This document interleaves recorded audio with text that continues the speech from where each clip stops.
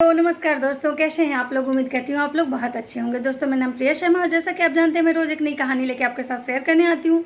आज फिर एक नई कहानी लेके मैं आपके साथ शेयर करने आई हूँ। तो दोस्तों, मेरी कहानी को ध्यान से सुनिएगा, लाइक कीजिएगा, व्यू कीजिएगा और अंत में मुझे कमेंट करके ये ज़रूर बताइएगा कि मेरी कहानी आपको कैसी लगी। दोस्तों, मैं अपनी कहानी स्टार्ट कर रही हूँ, ध्यान से सुनिए। उससे पहले मैं आपसे एक बात कहना चाहूँगी कि जिसके मन का भाव सच्चा होता है उसका हर काम बहुत अच्छा होता है। तो दोस्तों, मैं अपनी कहानी स्टार्ट कर रही हूँ। मेरी कहानी जयपुर के एक ऐसे सज्जन व्यक्ति की है जिनका रिटायरमेंट हुआ। उसके बाद वो अपनी वाइफ को रिटायरमेंट के बाद एक बहुत अच्छा गिफ्ट देना चाहते थे। उनको लगता था कि अपनी वाइफ को एक बहुत ही सुंदर सा गिफ्ट दूँ। वो बहुत विचार किए, उनको लगा क्योंकि उनकी वाइफ को गिफ्ट देना था, तो वो सोच रहे थे कि कुछ यूनिक सा गिफ्ट दूँ जो मेरी वाइफ को बहुत पसंद आए। उनकी वाइफ जो थी, उनको ना आम के बगीचे बहुत पसंद थे। वो अपने घर में आम के बगीचे लगा के रखी थी।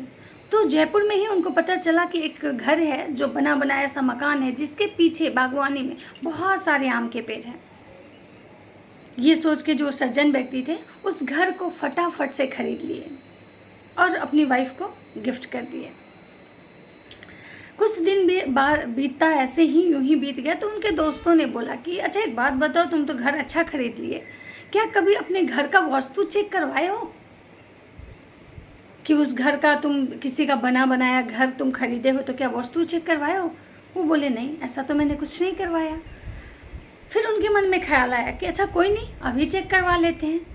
उनको पता चला कि दिल्ली में एक बहुत बड़े एस्ट्रोलॉजर हैं जो 30 सालों से वास्तु एक्सपर्ट ये सब देखते हैं। उन्होंने उनको इनवाइट किया, उनको बुलाया और वो आने के लिए रेडी हो गया।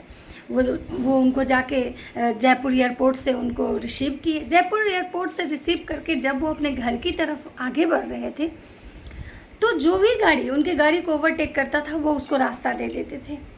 ये देख के वो जो वास्तु एक्सपर्ट थे वो पूछे कि साहब ऐसा क्यों, आप ऐसा क्यों कर रहे हैं, हर ओवरटेक करने वाले को आप रास्ता दे रहे हैं और अपनी गाड़ी को पीछे कर ले रहे हैं।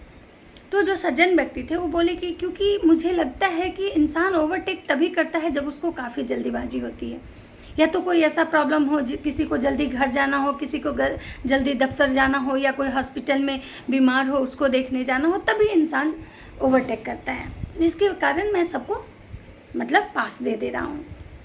ये सुन के वो जो वास्तु एक्सपर्ट थे वो हल्के से मुस्कुराए और कुछ बोले नहीं। वो जब आगे बढ़े तो उनके घर के पहुंचने से कुछ पहले गली जो थी काफ़ी संकीर्ण थी, काफ़ी मोड़ था, जिसकी वजह से वो गाड़ी चला रहे थे। लेकिन इतने में एक बच्चा जो था वो तेज़ी से भागता हुआ रोड क्रॉस किया, जिसको बचाने के लिए उन्होंने काफ़ी तेज़ ब्रेक लिया और वो बच्चा बच भी गया। उसके बाद वो कुछ देर वहाँ पे गाड़ी रोक के इंतज़ार करते रहे। तो वास्तु एक्सपर्ट बोले कि अब आप किसका इंतज़ार कर रहे हैं। तो वो जो सज्जन व्यक्ति थे वो बोले कि क्योंकि मुझे लगता है कि कोई एक और बच्चा होगा जो अभी रोड क्रॉस करेगा, और सच में वैसा ही हुआ।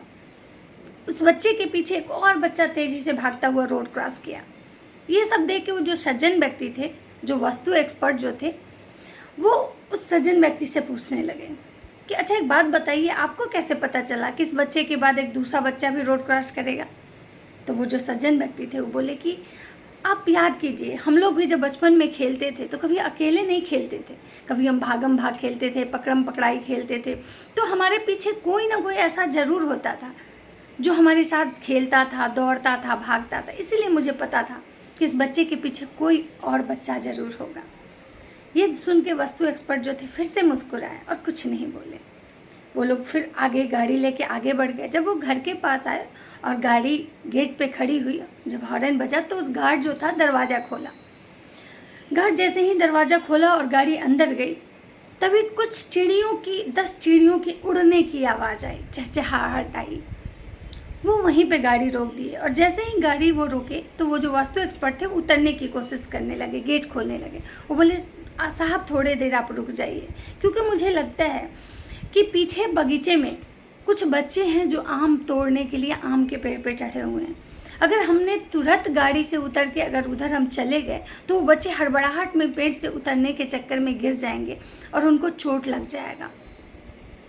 इसलिए हम थोड़ा इंतज़ार करते हैं ताकि वो बच्चे आम लेके अपने अपने घर चले जाएं, क्योंकि उनको लगता है कि वो आम चुराने आए हैं और मुझे लगता है कि वो आम ले जाने आए हैं।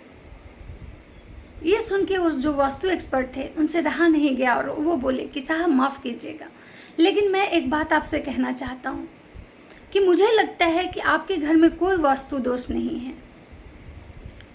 वो बोले ऐसा क्यों? क्योंकि मैं तो वास्तु दोष के लिए आपको इतने दूर से बुलाया हूँ और आप ऐसा कैसे बोल रहे हैं कि मेरे घर में कोई वास्तु दोष नहीं है।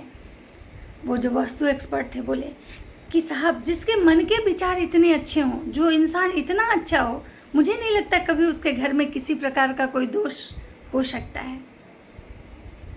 दोस्तों, मेरी कहानी आपको समझ में आ गई होगी कि अगर आपके मन का भाव सच में बहुत अच्छा है, आप अगर एक अच्छे सोच के व्यक्ति हैं, तो जीवन में कभी भी आपको किसी प्रकार का कोई दोष नहीं लग सकता है, ना वास्तु दोष, ना काल सर्प दोष, ना पितृदोष। इसलिए हमेशा अपने सोच को एक प्रखर रखें, साफ सुथरा रखें। राधे राधे दोस्तों।